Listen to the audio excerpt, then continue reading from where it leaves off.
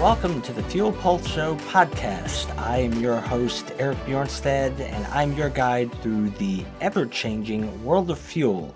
The Fuel Pulse Show podcast is for anyone who uses fuel, whether that's at home or at work, or anyone who has a job that requires using fuel or managing fuel to get the job done. If any of that sounds like you, well, then the Fuel Pulse Show podcast is for you. So, what are we going to talk about on today's episode? Well, up to this point, we have talked mostly about issues surrounding gasoline and number two, diesel fuel. We talked about things like getting the best gas mileage on your summer road trip. We talked about fuel storage issues. We talked about corrosion problems in fuel storage tanks. We talked about cold flow issues and microbial contamination problems. But today we want to switch gears a little bit, and we talk about some things that we haven't really yet considered on the Fuel Pulse Show podcast, that being the riveting subject of power generation fuels and the Supreme Court. Now, at first, when you say, well, power generation fuel, Supreme Court doesn't sound too terribly exciting. Well, if you don't think that this doesn't affect you, then consider that if you are someone who uses electricity, then this affects you. Basically, this issue that we're going to talk about affects everyone, whether directly or indirectly. And there's going to be some things in our discussion that are going to have some pretty serious widespread implications outside of power generation. So stick around. I think you're going to be pleasantly surprised by what we're going to talk about today. So we're going to talk about several big things, and we're going to try not to get too far down into the weeds. We're going to talk about the August 2022 passing of the Inflation Reduction Act. Some people call it the IRA.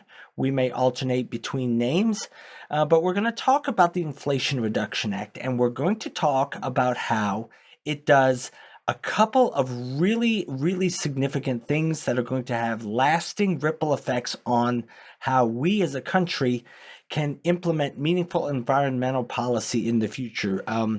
That may not sound like much at this point, but stick around. I think that by the end of it, you're going to be really surprised at what we're going to be talking about.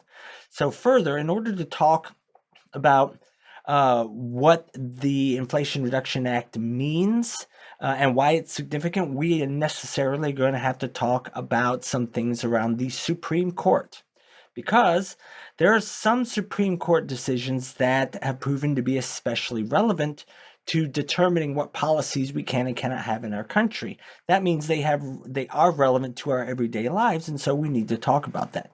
And to lay the foundation and give us meaningful context on what we're talking about, we actually need to go back and look at some past Supreme Court decisions. And to understand those more fully, we need to understand some legal concepts. Those are major questions doctrine, the doctrine of non-delegation, and what's called the clear statement rule. Now, those things may sound boring and inconsequential, but they end up having major impacts on what we're talking about and how, informing how those things impact our lives down here at the ground level. So the bottom line of today's episode, those are the things that we're going to be talking about. But basically, if you wanted to summarize what we're going to be talking about, the bottom line is that there are some major and really unnoticed changes that were contained in the provisions of the Inflation Reduction Act of 2022, and they do two main things. They redefine carbon dioxide emissions as air pollutants, and they give government the ability to change the way it makes it easier for people and companies to comply with environmental regulations. So stay tuned, and let's talk about what we mean in those things. So let's kick all this off with a look at environmental policy in the United States from kind of a big picture view. Now, environmental policy or green energy policy, whatever you want to call it, is a fairly controversial subject. It's one of those things that polarizes a lot of people. It's one of those things that divides the nation pretty much between those who are really for it and those who are really against it. It's one of those things that kind of almost is a dividing line between red and blue, between Republican and Democrat. Although, to be fair, not every Republican is against environmental regulation, and not every Democrat thinks that more regulation is always a good thing. You know, this is one of those things that's complicated and it requires nuance, two things that our society unfortunately seems to be more and more against these days. But they're worth talking about. So let's get to it. So we go back to those Supreme Court decisions that we alluded to in the beginning. Now, there are some Supreme Court decisions that everybody knows about that are really controversial. In the summer of 2022, we saw at least one of those with the Dobbs decision that sent shockwaves throughout the country. Everybody has an opinion on that because it has to do with abortion. But other things people think are maybe not so consequential and they don't pay as much attention to them. But those legal decisions have nuances to them that really do affect people. So let's talk about a few Supreme Court things that really lend support and give us context to what we need to talk about with respect to asking the question of how the Inflation Reduction Act is really going to change the landscape when it comes to environmental regulation in the United States. So first, we go back to 2007, so about 15 years ago, and in a case called Massachusetts v. EPA. Now, Massachusetts v. EPA was a case where 12 states and a number of cities across the country filed suit to try and force the EPA to regulate carbon dioxide and other greenhouse gases as pollutants. So these states and cities got together and they filed suit because they wanted the federal government to regulate greenhouse gas emissions. And when it was all said and done, when it was all played out, it ended up being a 5-4 victory for those plaintiffs. So they won their case. And at that time, the court was a lot more, a lot less clearly divided, I guess, than it is now. And so it was 5-4. And you had Anthony Kennedy being the swingman who joined the liberal wing of the court to affirm the victory. The 4 dissenters were Chief Justice Roberts and the other 3 conservatives. And so coming out of this ruling, there were a couple of key things that are going to inform everything else that we talk about. At its heart, the Supreme Court ruled that carbon dioxide could be counted or classified as an air pollutant. That's number one. Then number two, the Supreme Court also ruled that if the EPA decided that carbon dioxide either harmed the environment or harmed human health, then the EPA could regulate carbon dioxide emissions, and they would do it under the umbrella of the Clean Air Act. Okay, so far so good. Now, at this point, we take a step back and we define some terms here. Now, Congress has already to this point stated a goal of protecting air quality. They did this when they passed the Clean Air Act. So Congress legislatively set the goal of the direction of the country. Now, anytime you have a goal that something that Congress wants to do, somebody has to be designated to do that. And in this case, the EPA, the Environmental Protection Agency, is the agency or the group designated by Congress to enforce the policy desires it has for the country. And the EPA is designated as such through how? How are they designated? Well, they are designated or identified as being the enforcing agency because they're named in legislation like the Clean Air Act in this case. Now, that you may say, well, so what? Well, keep those things in mind because those roles and the necessary roles of those players, it's going to matter later when we talk about some other things. So just put a pin in that and remember that for later. So Supreme Court rules in 2007. A few years later, the EPA does exactly what the Supreme Court said that they could do. The EPA makes the determination that carbon dioxide is indeed a hazard to both the environment and human health. And they proceed to use this determination in exactly the way the Supreme Court implied they could. The EPA uses that authority, if you will, to anchor various climate actions and regulations that apply to both the auto industry and the power generation industry. And so that's what the rule has been since 2007. Supreme Court ruled that the CO2 could be counted as an air pollutant, and they ruled that it could be regulated. Okay, end of story, right? I mean, you would think that would be the end of it. I mean, because what else could there be? Well, problem is, we're talking about some big change that the Inflation Reduction Act made. So therefore, there must be more to the story, right? So we ask, what changed to cause us to be talking about this? Well, what changed was a ruling that came 15 years later in June of 2022, and that was from the Supreme Court case West Virginia v. EPA.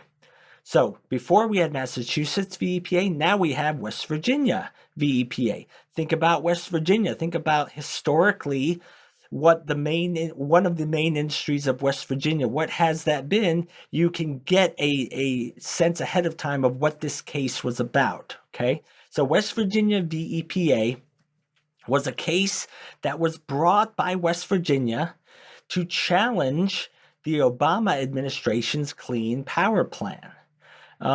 Later, the Trump administration tried to soften the Clean Power Plan and made its own version. They called it the Affordable Clean Power Rule. And West Virginia BEPA kind of challenged both of those. Both of those administrative plans, if you would, they both contained legislation that required or directed the EPA to start regulating the emissions producing activities of power plants. And the authority that they cited was Title 42 of the Code of Federal Regulations, Section 7411. Okay. So the power plants did not like this very much, as you would expect, and they sued, and the case made it up to the Supreme Court. And in June of 2022, the Supreme Court made its ruling, and they struck down those requirements. They struck down the ruling. Now, why did they do that if the question was already settled in 2007? Well, to understand what the Supreme Court was ruling here and why they ruled why they did, we have to consider certain legal principles. This is where we start talking about some legalese.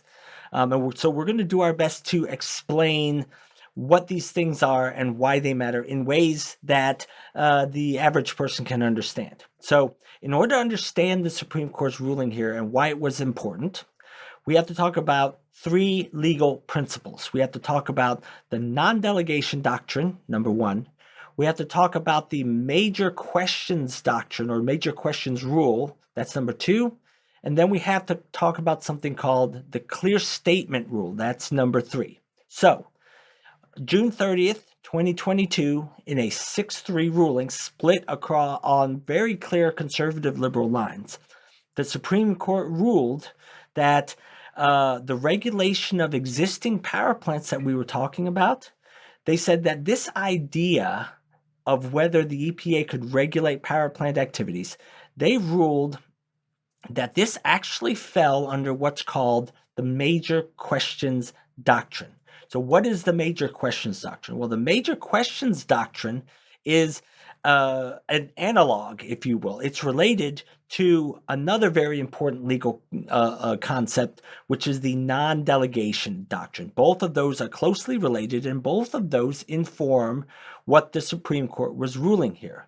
And in order to understand why the Supreme Court essentially reversed course from 2007, we have to understand what these two doctrines have to say about this issue. So let's start with non-delegation doctrine because it's kind of like the bigger one, the bigger umbrella, if you will. Non-delegation doctrine is the legal theory that one branch of government must not authorize another entity to exercise the power or the function which it is constitutionally authorized to exercise itself. I guess if you wanted to put it in other words, if the Constitution says that one branch of government has the sole authority to do a certain type of thing, that branch of government cannot then say, okay, we're gonna authorize this other branch of government to do what we're authorized to do. Non-delegation says they cannot delegate that work to another branch. So, for example, Congress is the legislative branch, right? The branches of government, of course, from high school civics: executive, judicial, and legislative. Congress is the legislative branch, and what is Congress's role? Well, one of Congress's role is to formulate, and pass legislative. They're the ones that have legislative powers. So, non-delegation doctrine says that Congress cannot delegate its own legislative powers to another agency. For example, let's say that Congress, for some reason, decided that they didn't want to pass bills anymore. So Congress, but at the same time, Congress says, we can make any rules we want because we're the legislative branch. We create law. So let's say Congress, just for whatever crazy reason, said, we're going to make a rule, we're going to make legislation that says that the Department of Justice is now going to be able to pass bills. Well, non-delegation doctrine says, no, you can't do that wild and crazy thing. Passing legislative bills is specifically assigned by the Constitution to the legislative branch. They can't delegate it to someone else. So that is non-delegation doctrine. And it's kind of, if you think about it as a broad umbrella, there are lots of smaller doctrines and concepts that fit underneath that umbrella. And one of those comes this thing which really directly relates to what we're talking about, and that is major questions doctrine. Major questions doctrine says that when it comes to certain things that are identified as quote unquote major questions, when it comes to those types of things, Congress has to explicitly authorize an agency to regulate issues intersecting with any kinds of questions that the court considers to be of quote unquote vast significance. And that's how the Supreme Court put it. Now, as to which issues those are, unfortunately, there's no predetermined list that came with the package, so to speak. The Supreme Court basically decides on a case-by-case basis whether something is important enough to be considered a major question. Now, there are all sorts of kinds of major questions, and the major question doctrine has been developed over a few decades over the course of a number of key cases in the Supreme Court's history. So a couple of them that can illustrate what we're talking about here. One of the first, not the very first, but one of the first notable ones happened, I believe it was in 2000 or 2001. If you look it up on Wikipedia, you can get the exact date. But it was the case known as FDA v. Brown and Williamson Tobacco Corporation. Those of us old enough to remember that will remember all of the big legislation when the tobacco companies were being regulated, right? Well, in this case that made it all the way up to the Supreme Court, FDA, or Food and Drug Administration v. Brown and Williamson Tobacco Corp. In this case, the Supreme Court ruled that the FDA did not have the power to regulate tobacco products as drugs, or what they call devices.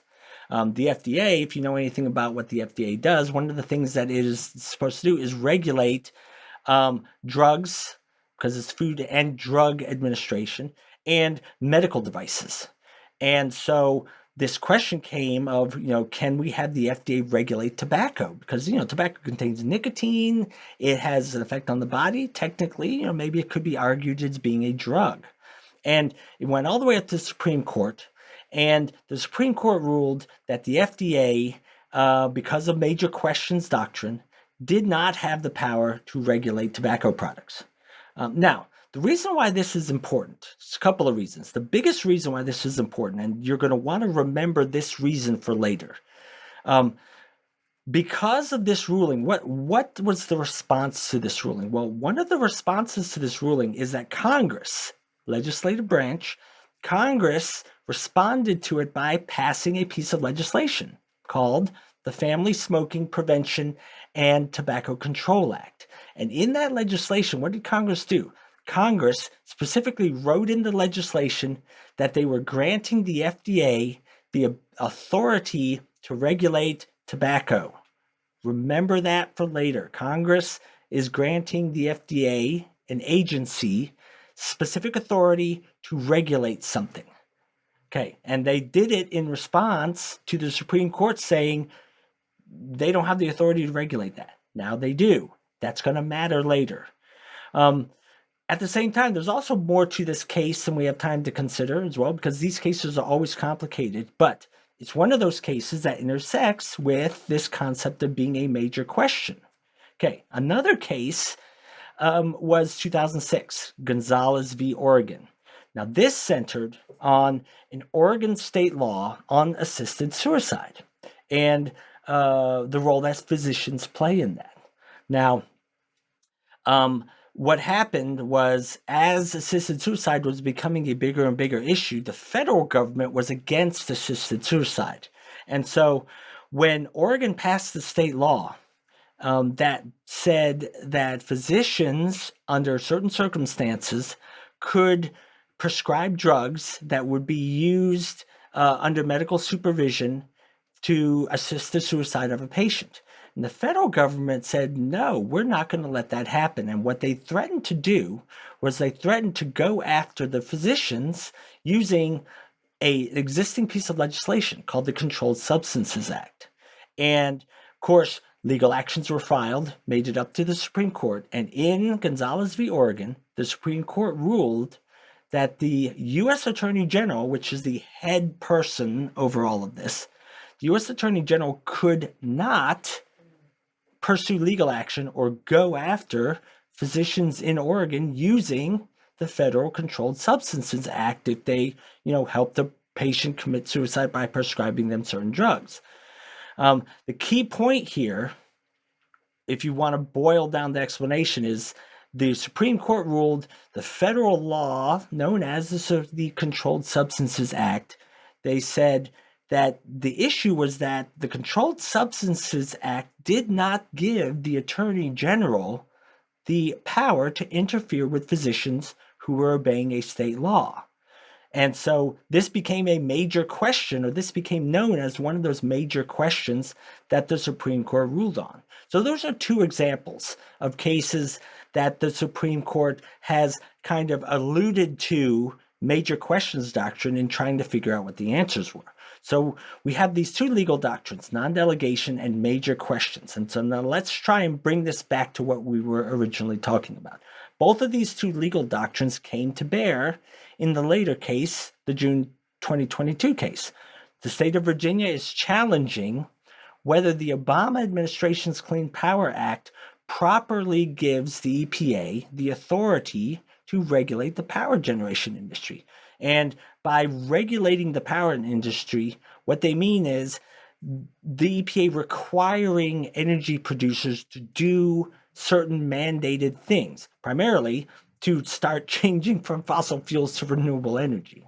So these two doctrines, non-delegation and major questions, there were some relevant points they raised that West Virginia brought in its lawsuit to the Supreme Court. They asked, does the EPA have the authority to do this, to tell the power generation industry they have to do certain things?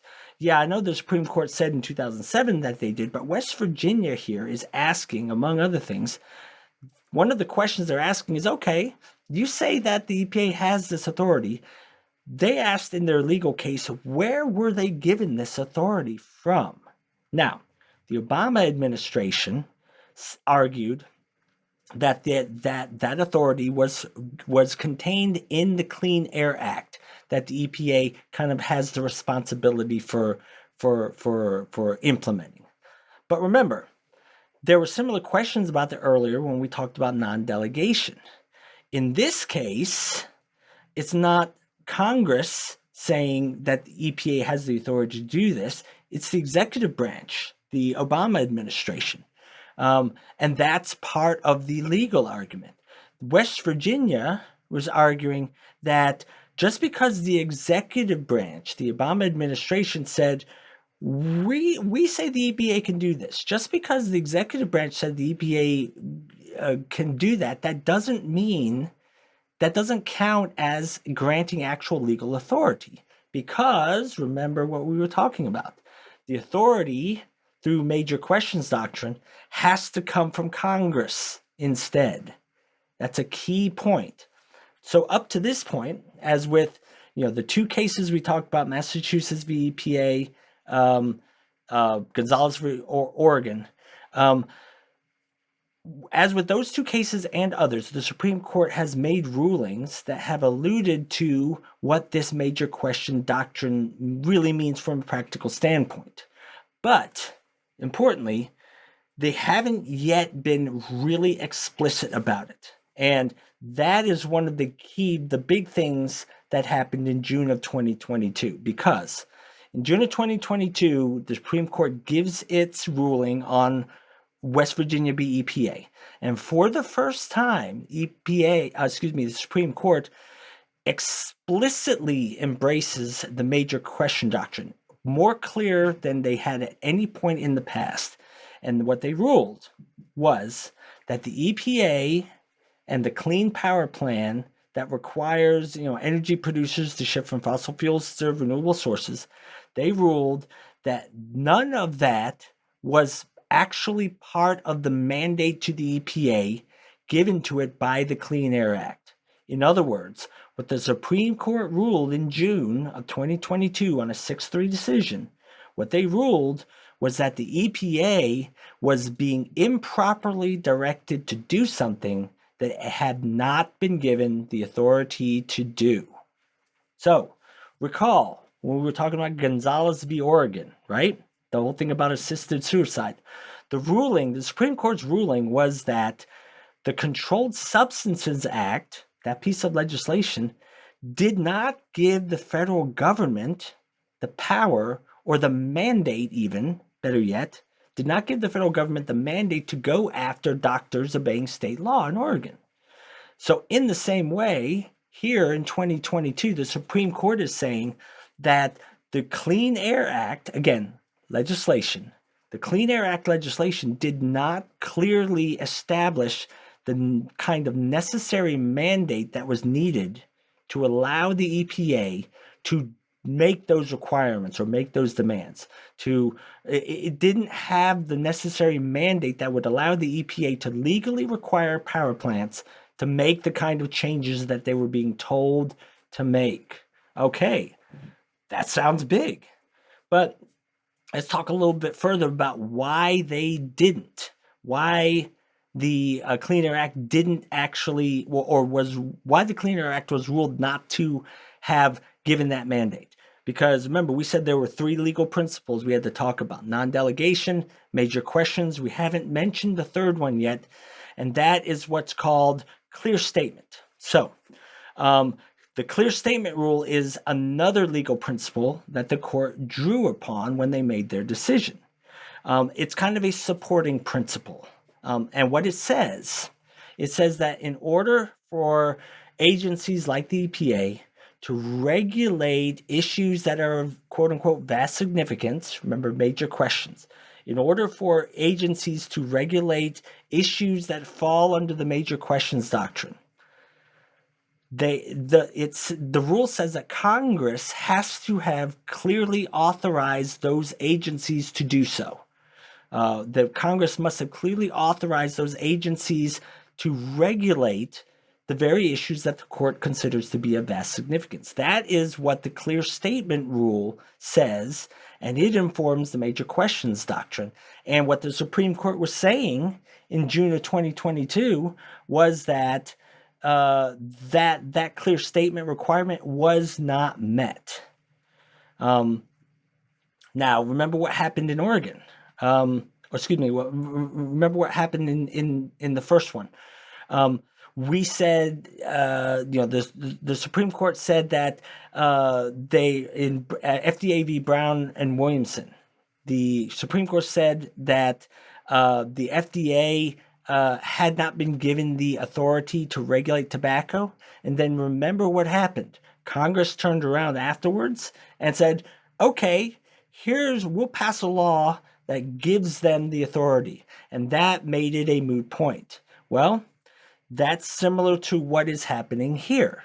When you have something like the EPA being told to regulate power plant emissions, or the Attorney General wanting to go after doctors in Oregon who give their patients drugs to assist in suicide, that the Supreme Court has ruled in both of those kinds of cases is that the major questions legal doctrine holds that when Congress fails to comply with the clear statement rule, or in other words, when Congress doesn't explicitly authorize an agency to regulate important things, the court takes that as a sign that Congress didn't intend to empower the agency to do that thing. So that is where we were in June of 2022. Those were all legal elements of the justification that the Supreme Court used to strike down the EPA's ability to regulate power plant emissions in the way that Biden's clean energy plan wanted them to. The Supreme Court ruled the EPA can't do that anymore. And so, with that, all across the country, like all the who's in Whoville on Christmas Day, conservatives gathered together and they rejoiced that the Supreme Court allowed them to own the libs once again. They rejoiced that Joe Biden's socialist agenda was struck a deadly blow once and for all. The power gen industry is once again free for now and forevermore, free from the burdens of, the evil environmentalists and the libs trying to run them all out of business. Okay, maybe it wasn't like that. But there was significant comment on it, and there was significant, happy rejoicing from conservatives that the Supreme Court ruled the way they did. And conversely, there was consternation and unhappiness from the other side who did not like the way that the Supreme Court ruled. And unfortunately, on both sides, there were even, conspiracy theories that were going around that the only reason why the Supreme Court ruled the way they did, whether for or against, was because 3 of the justices were conservative justices that were appointed by Donald Trump. And we all know that if you're a Supreme Court justice and somebody appoints you, you are forever going to agree with them on everything, right? Well, not exactly. And that's one of the problems, speaking editorially, that's one of the problems I think that we unfortunately have progressed to in our national discourse is this idea, too much of a tendency to think that the Supreme Court just always accedes to partisanship. I think that people are too quick to assume the worst in decisions that they may not agree with. For example, this past summer, we had probably the most contentious Supreme Court decision, maybe of my lifetime, in the Dobbs decision that effectively struck down Roe v. Wade. Abortion is maybe the most dividing issue in our country. And so reflexively, you had a lot of people thinking that the reason the Supreme Court ruled the way they did was because they just wanted to agree with Donald Trump. I have friends who are on both sides of the issue. I have friends who agreed with it. I have friends that disagree with it. And unfortunately, there are any number of them who reflexively assume that, let's say if Donald Trump becomes president again, let's say he runs and he wins re-election in 2024, that whatever he wants the Supreme Court to do, the Supreme Court is just going to do anything he wants simply because he happened to nominate 3 of the justices.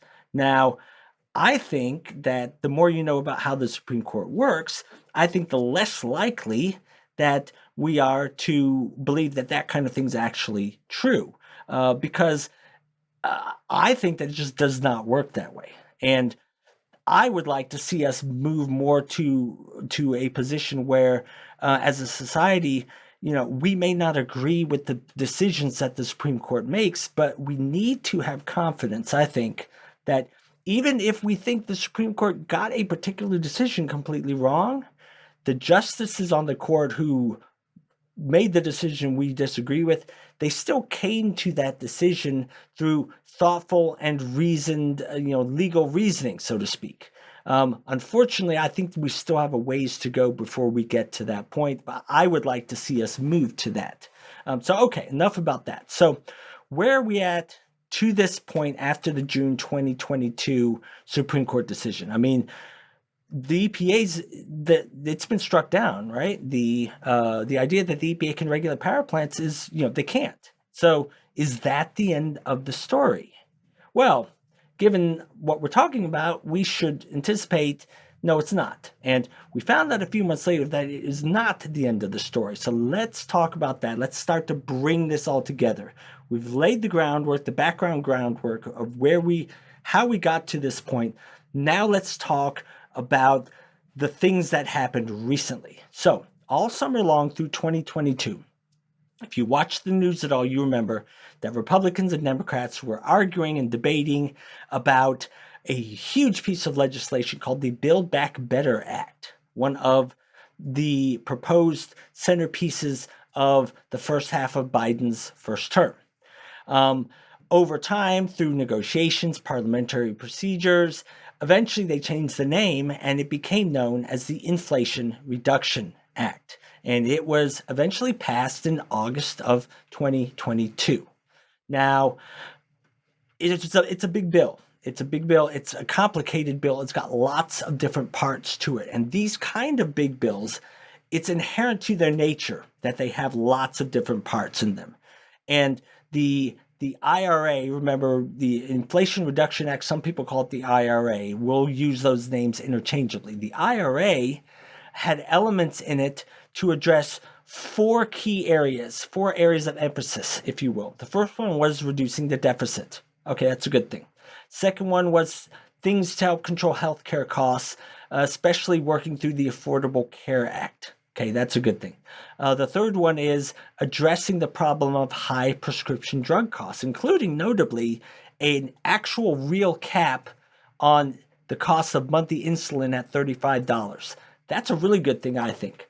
Okay, so those are the first three. But the fourth thing is the one that we really want to concentrate on, and that is spending on energy and climate change. This was actually the biggest part of the Inflation Reduction Act, over half of its cost, and total cost was supposed to be like $738 billion. So we'll say almost 400 billion of that was being allocated towards energy and climate. And it is the largest investment in addressing climate change in the history of our country to this point. And the analysis, the people looking at what effect it may have, the analysis seems to show that it's going to have a meaningful impact. How much of a meaningful impact we'll talk about right at the end as we wrap things up. So how does it help the climate? What does the Inflation Reduction Act have to do with these Supreme Court decisions that we've spent so much time talking about up to this point? All right. So the provisions of the act having to do with energy security and climate change. You had a bunch of different elements, like you had incentives for people to make their homes more energy efficient, done primarily through tax credits for things like installing more efficient AC systems and heat pumps and solar panels, things like that.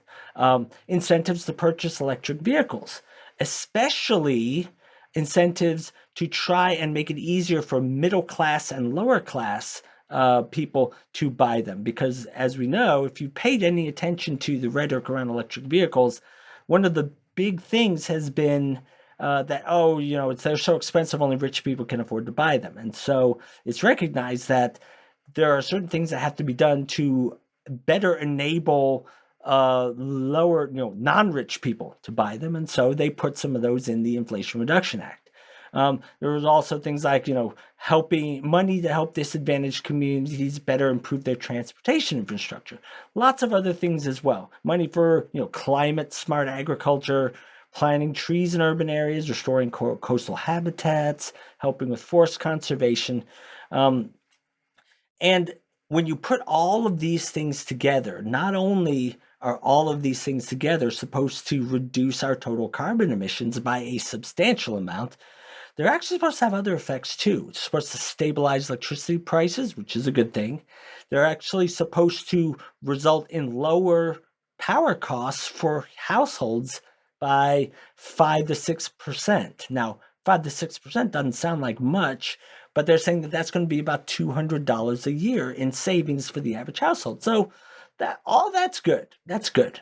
But we say all of this to build up to pointing out that the Inflation Reduction Act, amidst all of that sexy talk about tax credits and insulin price caps, those are all great things.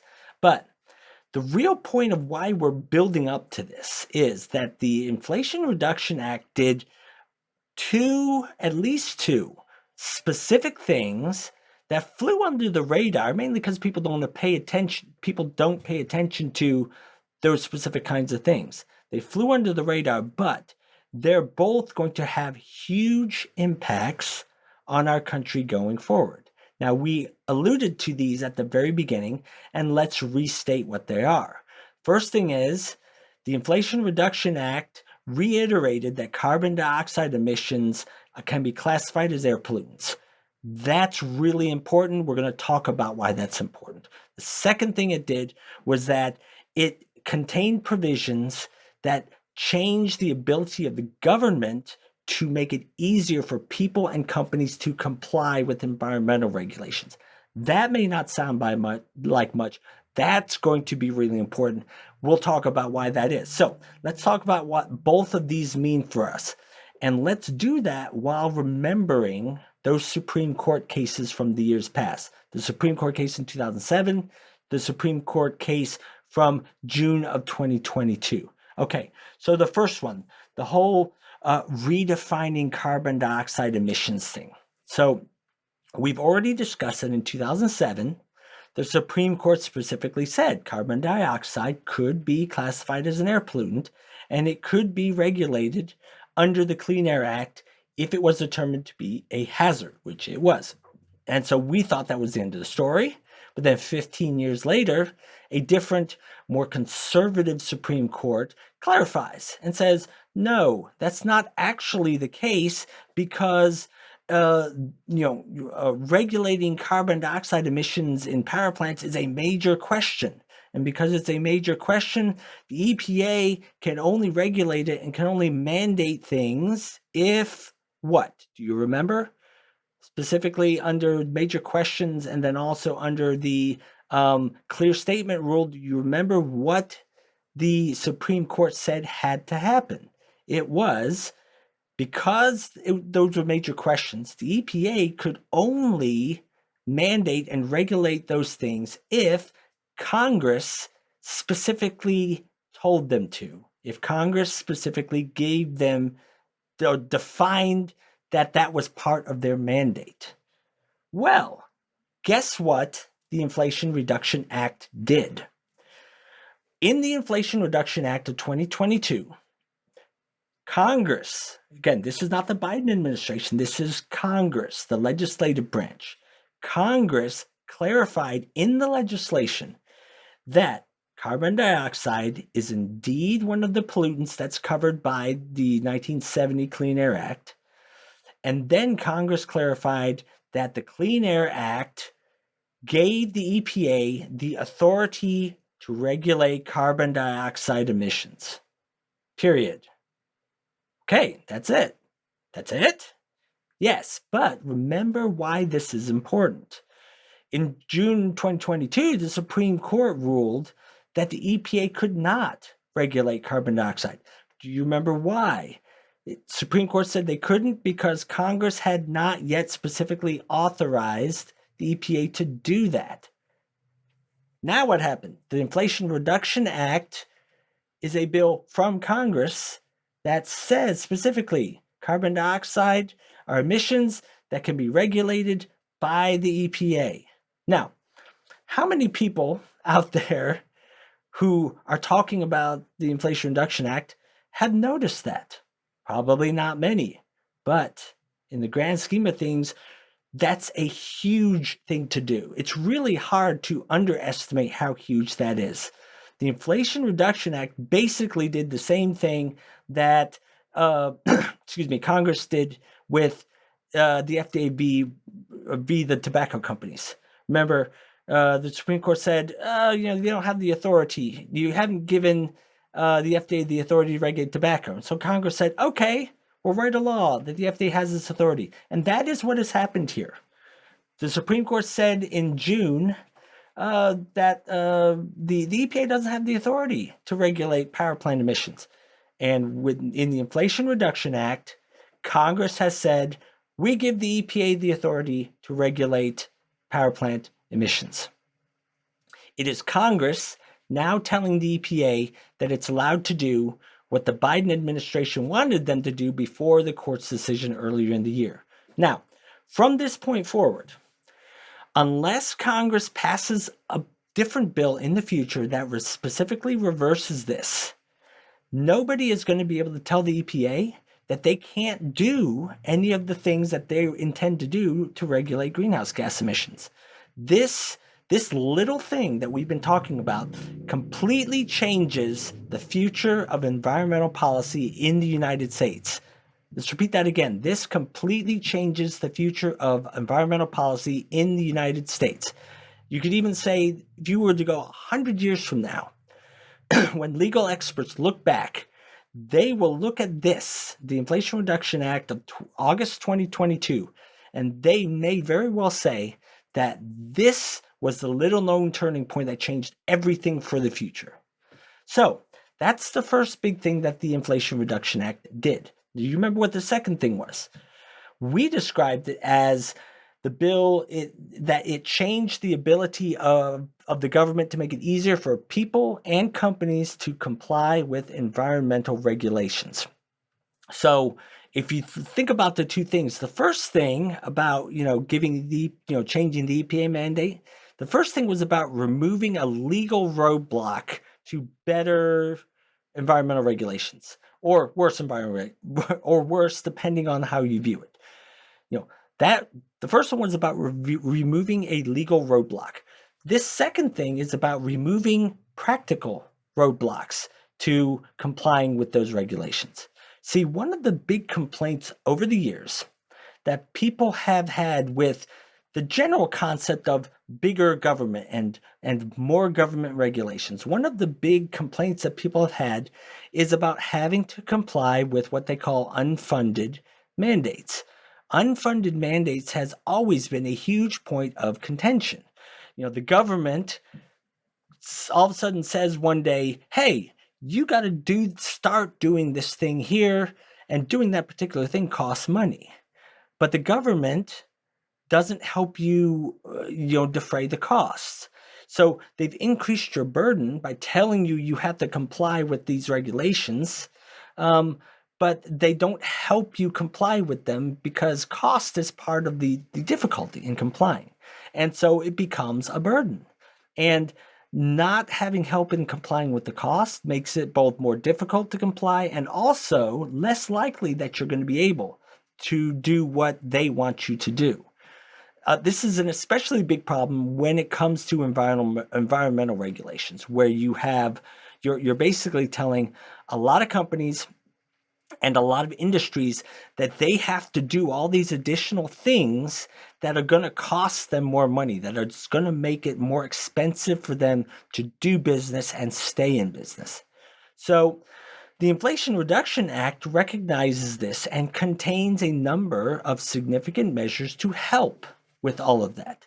Now, when you look at all the things that the bill contains, on the face of it, you see lots of tax credits and tax subsidies that are designed to reduce the costs that companies face when they want to comply with various EPA rules that want to push them towards doing things like, adopting wind and solar and electric vehicle technologies. And that's an example of what we're really saying here. The EPA says, generally they say, hey, we want you to install these solar panels. That's what they would say before. Excuse me. Now, the EPA will say, hey, we want you to install these solar panels, and here's some money to help you pay for it. So that's a good thing. But there's yet another big way that the IRA helps related to this, and that is that the Inflation Reduction Act also contains provisions in it that allow the EPA to directly subsidize the cost of compliance through the giving out of grants and loans to companies to help them meet the costs of compliance.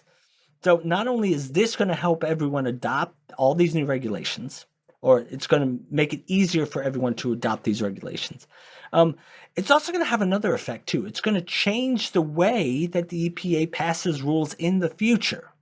Again, another example of what seem to be minor details that the public doesn't really pay that much attention to, but which actually have a big sizable impact on what government agencies do.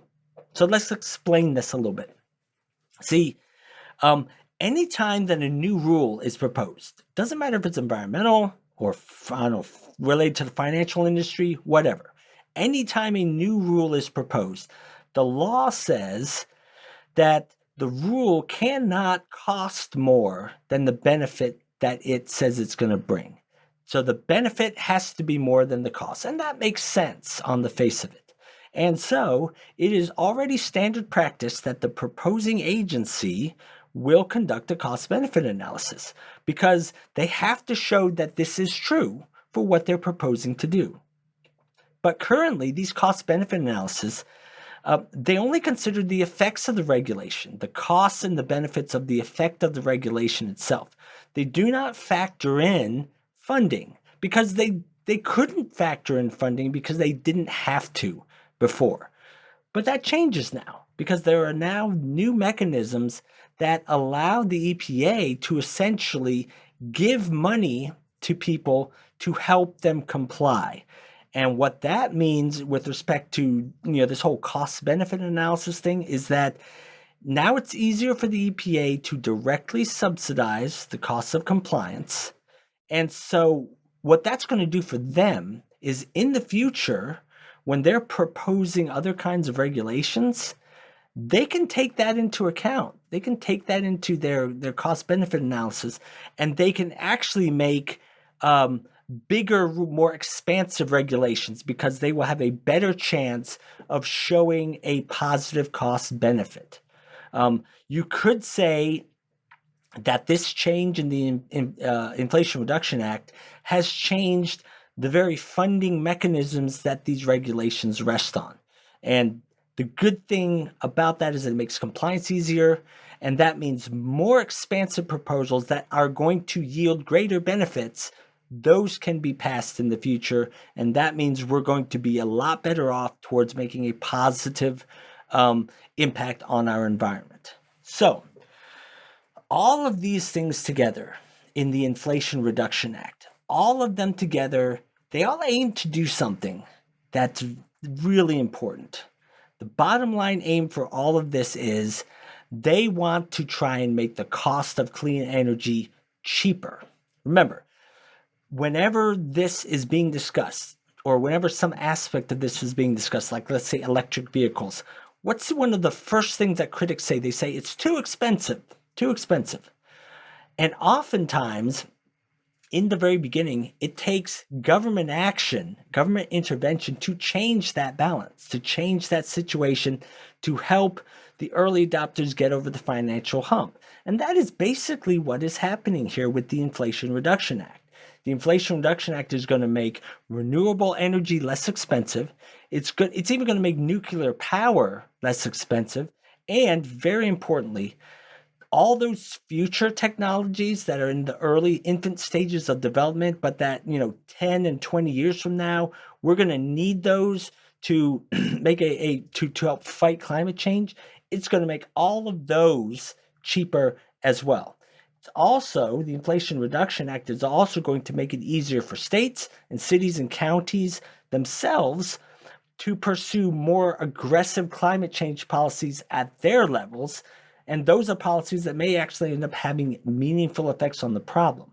And then, just to make sure the private sector isn't left out, the IRA is going to make it cheaper and, very importantly, simpler for companies to cut their emissions faster than they would have been able to without it. So now that the smoke is clearing on the Inflation Reduction Act, it's actually going to do all that. Is it going to do what we want it to do? We alluded to this question at the very beginning when we started to talk about what it was projected to do. So, is it going to do what we want it to do? Well, as with many things, it depends on who you ask. You have lots of groups that have been looking at this and kind of weighing in with their own analyses.